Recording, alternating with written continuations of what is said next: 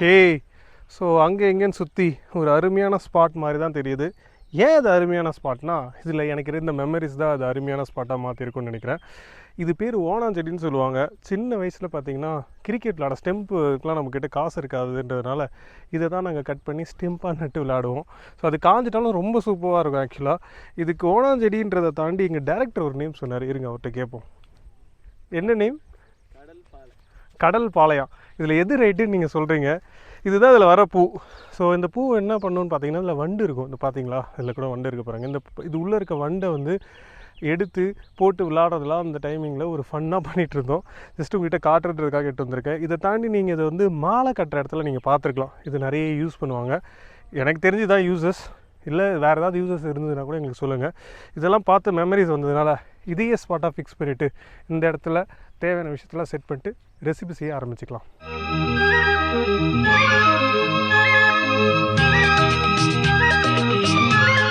அங்கே எங்கேன்னு சுற்றி ஃபைனலாக ஒரு இடத்துல செட்டில் ஆகி அதுக்கு தேவையான விஷயத்தை எல்லாத்தையும் செட் பண்ணி வச்சுட்டோம். இன்றைக்கி பண்ண போகிற ரெசிபி என்னென்னு பார்த்தீங்கன்னா, மட்டன் எலும்பு சாறு, அது கூட மட்டன் ரோஸ்ட்.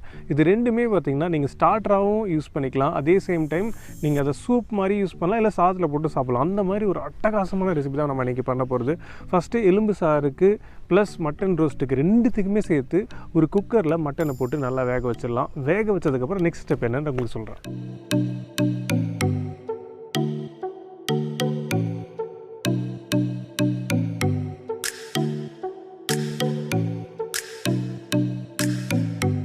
இப்போ மட்டனுக்கு வந்து நம்ம ஆல்மோஸ்ட் வந்து ஒரு 3/4 கிலோ எடுத்துருக்கோம். அதுக்கு வந்து ஒரு 4 துண்டு முருங்கைக்காய், அது கூட வந்து கொஞ்சமாக பூண்டு, இஞ்சி சேர்த்துருக்கோம். இது கூட ஒரு பச்சை மிளகா, இவ்வளோ தான்.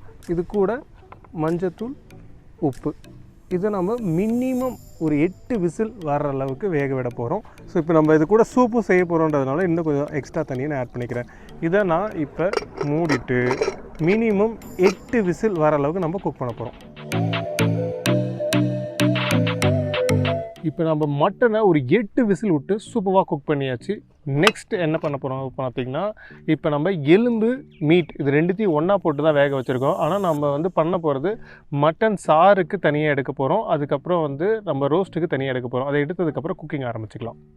ஸோ இப்போ நெக்ஸ்ட் ஸ்டேஜ் பார்த்திங்கன்னா, நம்ம இங்கே அழகாக ஒரு சட்டியை வச்சுருக்கோம். இதில் எண்ணெய் சேர்க்க போகிறோம். ஃபஸ்ட்டு நம்ம மட்டனை குக்கரில் 8 விசில் போட்டு குக் பண்ணி எடுத்து வச்சிட்டோம். அதுலேயே நம்ம முருங்கைக்காய் சேர்த்துருந்தோம், அது கூட வந்து பூண்டு சேர்த்துருந்தோம், இஞ்சி சேர்த்துருந்தோம், ஒரு பச்சை மிளகாய் சேர்த்துருந்தோம், அதுக்கப்புறம் உப்பு, மஞ்சத்தூள் இது சேர்த்துருந்தோம் இல்லையா. நெக்ஸ்ட் ஸ்டேஜ் இப்போ நம்ம மசாலாஸ் ரெடி பண்ண போகிறோம் எலும்பு சாருக்கு. ஃபஸ்ட்டு தேங்காய் எண்ணெயை கொஞ்சம் ஆட் பண்ணுறோம்.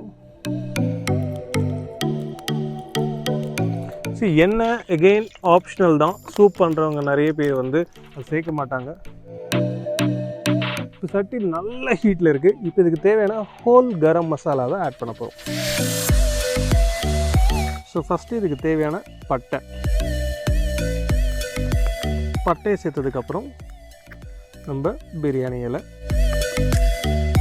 ஒரு துண்டு காடமும், ஒரு துண்டு கிராம்பு, கொஞ்சமாக சீரகம், கொஞ்சம் சோம்பு, அது கூட ஒரு மராட்டி மூக்கு, கொஞ்சமாக அன்னாச்சிப்பூ, கொஞ்சம் கல்பாசி. இதுதான் ஹோல் கரம் மசாலா நம்ம ஆட் பண்ணுறது. இது கொஞ்சம் ஓவராக கரிஞ்சிடக்கூடாதுன்றதுக்காக கொஞ்சமாக தண்ணி ஊற்றிக்கிறேன். கொஞ்சம் சட்டி வந்து ஓவர் ஹீட்டில் ஆகிடுச்சுன்னா, இந்த மாதிரி ஸ்டேஜில் உங்களுக்கு மசாலா எதுவும் ஆகிடக்கூடாதுன்னா நீங்கள் தண்ணி சேர்த்துக்கிங்க.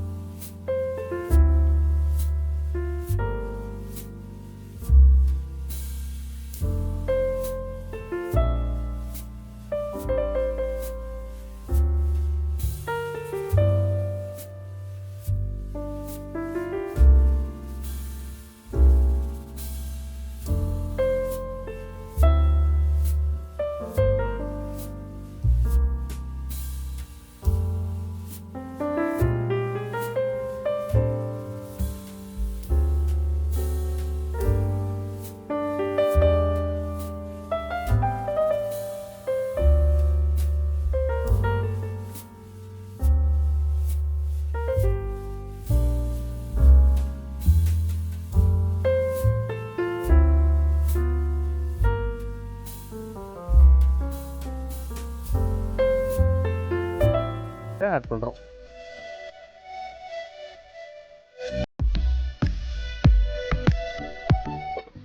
வெங்காயத்தை ஆட் பண்ண உடனே கொஞ்சமாக மஞ்சள்தூள்.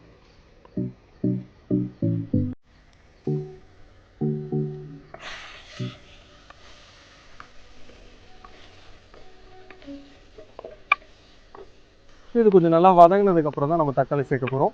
இப்போ பார்த்தீங்கன்னா வெங்காயம் நல்லா வதங்கிடுச்சு. இந்த ஸ்டேஜில் நம்ம தக்காளியை ஆட் பண்ண போகிறோம்.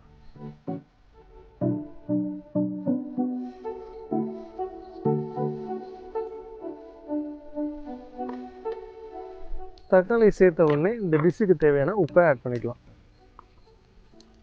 ஆல்ரெடி நம்ம வந்து மட்டன்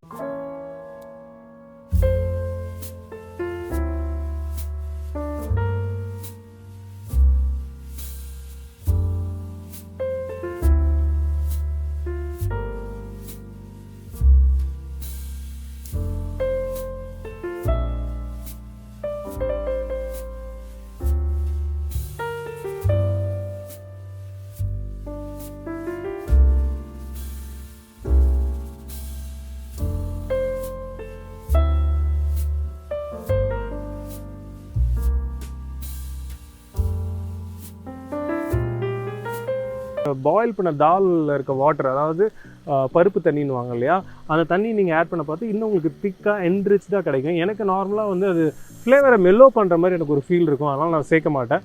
பட் பல்க் குவான்டிட்டியில் பண்ணுறீங்கன்னா அந்த மாதிரி பண்ணி பாருங்கள். அதே மாதிரி எலும்பு எந்த பார்ட் வாங்குறீங்கன்றது ரொம்ப ரொம்ப முக்கியம். நான் வாங்கியிருக்கிறது பார்த்தீங்கன்னா மார்கண்டா இருக்கும் இல்லையா, அந்த எலும்பு தான் வந்து உங்களுக்கு நிறைய வந்து போன் மேரோ இருக்குன்னுவாங்க. அது நல்லா வந்து ஒரு சூப்புக்கு என்ரிச்சான டேஸ்ட்டை கொடுக்கும். நீங்கள் நார்மலாக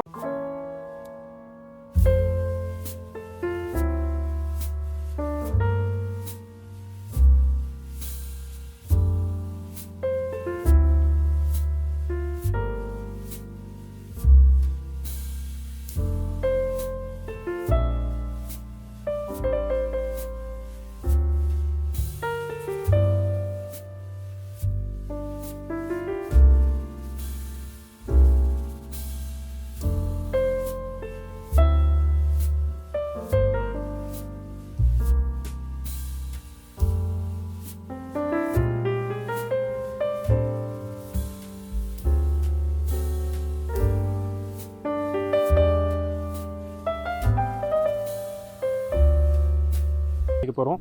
நான் இதில் அந்த பீஸ் இருக்கு இல்லையா, அதாவது எலும்பு இல்லாத நல்ல போன்லெஸ் பீசஸை மட்டும் தனியாக எடுத்து வச்சிருக்கேன். ஏன்னா அதில் நம்ம ரோஸ்ட் செய்ய போகிறோம். அந்த மார்கண்ட எலும்பு இருக்குல்ல, அதை மட்டும் தனியாக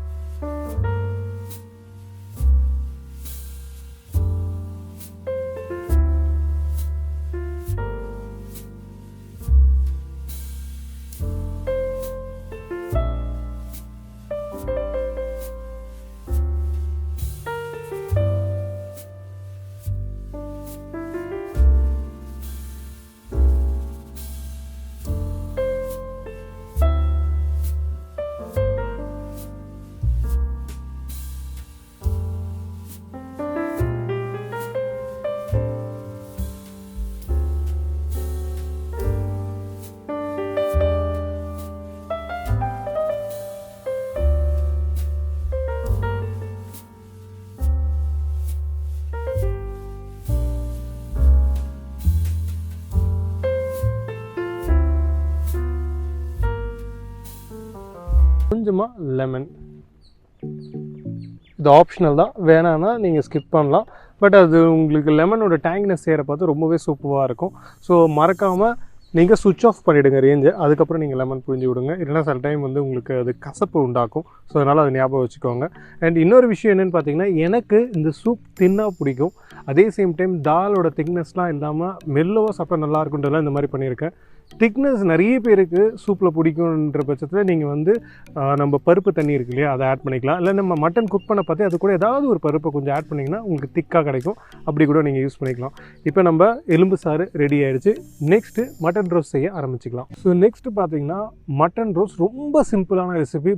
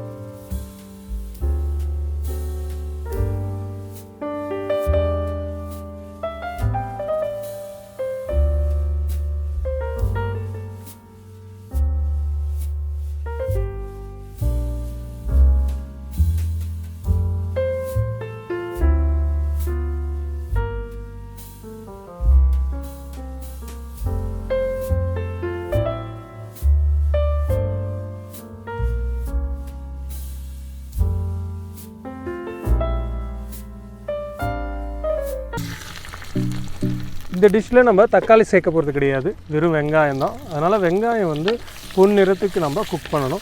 அதுக்காக வெங்காயம் குக் பண்ணுற ஸ்டேஜ் மட்டும்தான் நம்மளுக்கு லேட் ஆகும். மற்றபடி மட்டன் எல்லாமே நம்ம குக் பண்ணி வச்சுட்டோம். எல்லாமே டக் டக் டக்குன்னு முடிகிற வேலை தான்.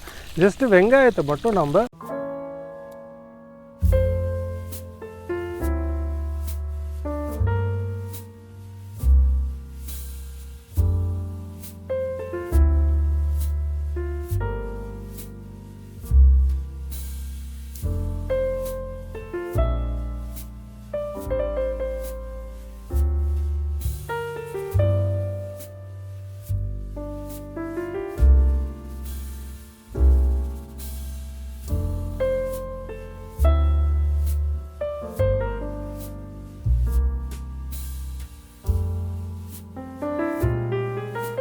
நம்ம கொஞ்சம் சோம்புத்தூள் சேர்த்ததுக்கப்புறம் கொஞ்சமாக குழம்புத்தூள், ஒரு சிட்டிக்கு அளவுக்கு பெருங்காயப்பொடி.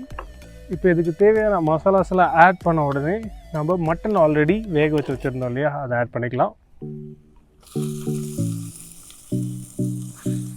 ஆட் பண்ணதுக்கப்புறம் கொஞ்சமாக தண்ணி. இப்போ பார்த்தீங்கன்னா இது நல்லா வதங்கி வரணும். வதங்கி வந்ததுக்கப்புறம் நம்ம நெக்ஸ்ட்டு சேர்க்க போகிறது என்னென்னு பார்த்தீங்கன்னா தேங்காய், சோம்பு. இது நான் பேஸ்ட்டாக அரைச்சி வச்சுருக்கேன், அது சேர்க்க போகிறேன். அதை சேர்த்து நம்ம குக் பண்ணி எடுத்தோன்னா அட்டகாசமான மட்டன் ரோஸ்ட் ரெடி ஆகிடும். மட்டன் ரோஸ்ட்டுன்றது ஸோ நிறைய விஷயத்தில் பண்ணுவாங்க, நிறைய டைப்ஸில் பண்ணுவாங்க. தக்காளி சேர்த்து பண்ணுவாங்க, சில பேர் தக்காளி சேர்க்காமல் பண்ணுவாங்க. இது பார்த்திங்கன்னா பியூர்லி பார்த்திங்கன்னா மட்டன் மட்டுமே ப்ரிடாமினண்ட்டாக இருக்கும். அது கூட கொஞ்சம் மசாலா ப்ளஸ் கொஞ்சம் தேங்காய், இது மட்டும்தான். இதில் நம்ம தக்காளியே ஆட் பண்ணல. ஸோ இது நல்லா வதங்கி வந்த உடனே நம்ம இதில் தேங்காய், சோம்பு பேஸ்ட்டை ஆட் பண்ண போகிறோம். ஆட் பண்ணதுக்கப்புறம் நம்ம ஃபைனலாக இன்னும் கொஞ்சம் ரோஸ்ட் பண்ணிட்டே இருந்தால் எண்ணெய்லாம் ஊசோட்டாகி வெளில வரும். அதுக்கப்புறம் நம்ம அதை ஆஃப் பண்ணிடலாம். ஸோ இந்த ஸ்டேஜில் இன்னும் கொஞ்சம் தேங்காய் எண்ணெயை நம்ம இதில் ஆட் பண்ணிக்கிறோம். ஆட் பண்ணதுக்கப்புறம் இந்த தேங்காய் எண்ணெயை ஃபஸ்ட்டு இந்த மட்டன் உள்ளே இழுத்ததுக்கப்புறம் நம்ம இது கொஞ்சம் திரண்டு வர ஸ்டேஜில் இந்த பேஸ்ட்டை ஆட் பண்ணலாம். அதுக்கப்புறம்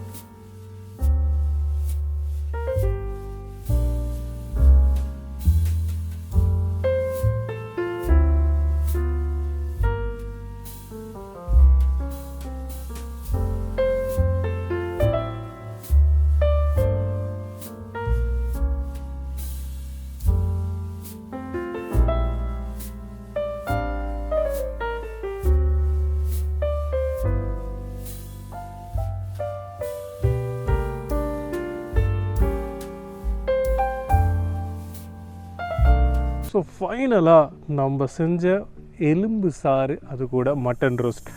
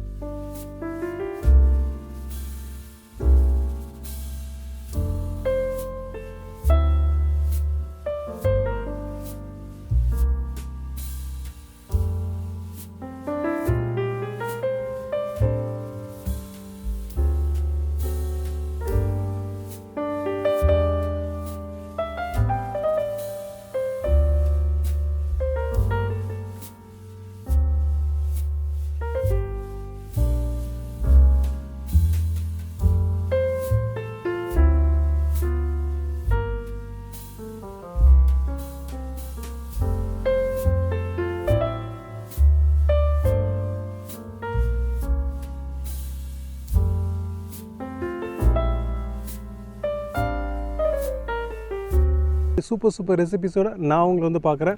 until then bye from Chef Saravanan.